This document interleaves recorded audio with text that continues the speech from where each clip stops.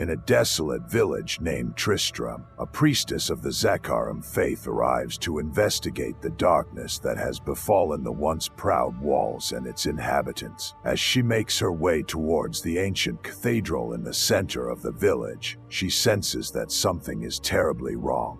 Upon entering the cathedral, she is greeted with a scene of utter devastation and unholy rituals. She soon discovers a young woman possessed by the forces of darkness and vows to exorcise her, even if it means putting her own life in danger. The priestess begins the ritual of exorcism, and though she is met with great resistance, she persists in her efforts. As the ritual reaches its climax, the priestess is filled with a surge of divine power and hopes that she has succeeded in saving the woman from the clutches of evil. The sun was setting behind the jagged peaks of the mountains, casting an eerie orange glow over the desolate landscape. An icy wind howled through the narrow pass, whipping up clouds of dust and snow. The dilapidated village of Tristram was a shadow of its former self, its once proud walls now crumbling and its people huddled in their homes, praying for salvation from the darkness that engulfed them. In the center of the village stood an ancient cathedral, its spires reaching up towards the heavens as if begging for help from the celestial forces above. It was a place of worship, and once sanctified, it now stood as a monument to the horrors that had befallen the villagers. The cathedral had become a dark and twisted place, its hallowed halls filled with the tortured cries of the damned and the skittering of unseen horrors. A lone figure approached the village, her footsteps crunching softly in the snow. She was a young woman with long, flowing hair the color of midnight, her eyes filled with the fierce determination of one who had seen the face of evil and refused to back down. She was a priestess of the Zakarum faith, sworn to protect the innocent and cleanse the world of the corruption that had taken hold. As she approached the village, the priestess felt a chill run down her spine, and she knew that something was terribly wrong. The air was thick with the stench of decay and the whispers of the restless dead, and she felt a growing sense of unease as she made her way towards the cathedral. The massive oak doors of the cathedral groaned in protest as the priestess pushed them open, revealing a scene of utter devastation. The once beautiful stained glass windows were shattered, their shards littering the floor like a kaleidoscope of broken dreams. The pews were overturned, and the floor was slick with blood, telling the tale of the countless souls who had met their end within these hallowed walls. As the priestess ventured deeper into the cathedral, she was assailed by the sounds of unholy rituals and the cries of the damned. She gripped her weapon tightly, her knuckles turning white as she prepared to face the darkness that awaited her. In the heart of the cathedral, the priestess came across a room filled with the twisted remains of the village's former inhabitants.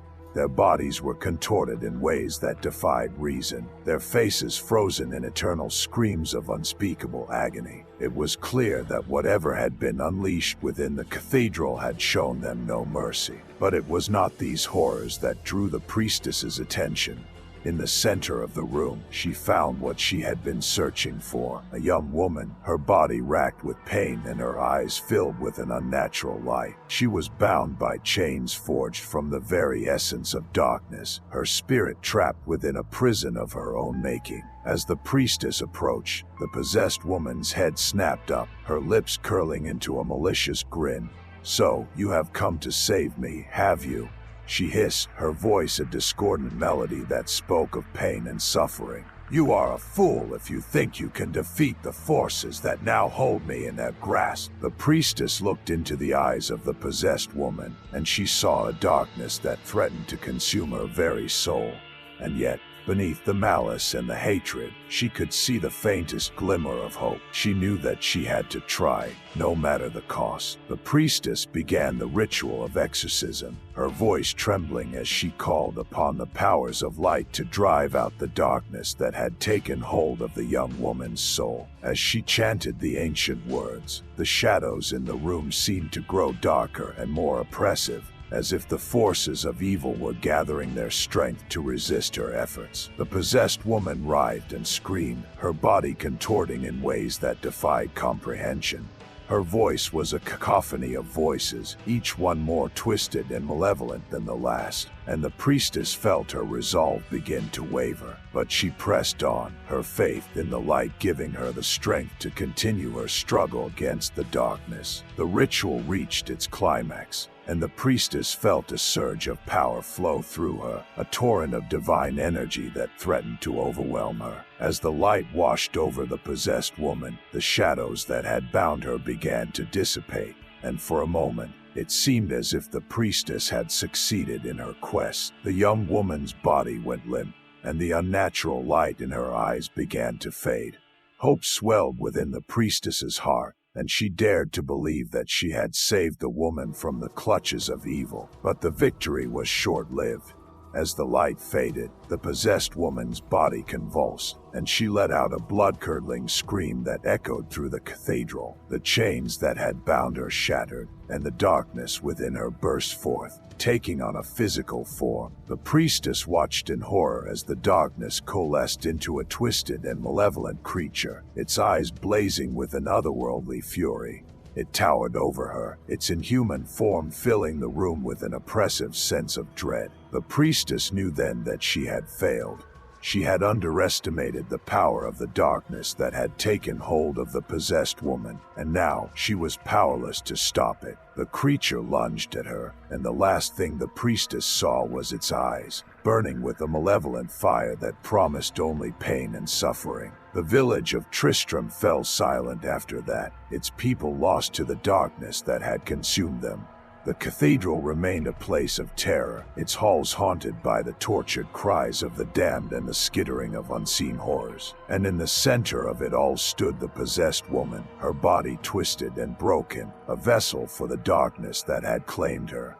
The priestess's body was never found, and her fate remains a mystery to this day. The priestess felt a sudden jolt of pain, and then nothing.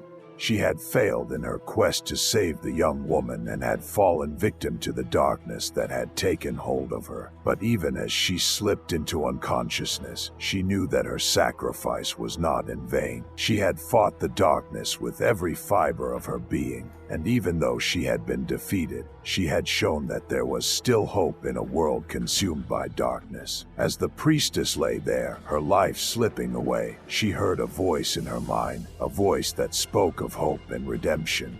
It was the voice of the divine, the very essence of light that she had devoted her life to serving. And even in death, she knew that she had fulfilled her destiny, that she had done all that she could to fight the darkness and protect the innocent. The darkness would continue to threaten the world, of that she had no doubt. But the priestess had shown that even in the face of overwhelming evil, there was still a glimmer of hope, and that hope would continue to burn, a beacon to guide the brave souls who dared to stand against the darkness and fight for the light.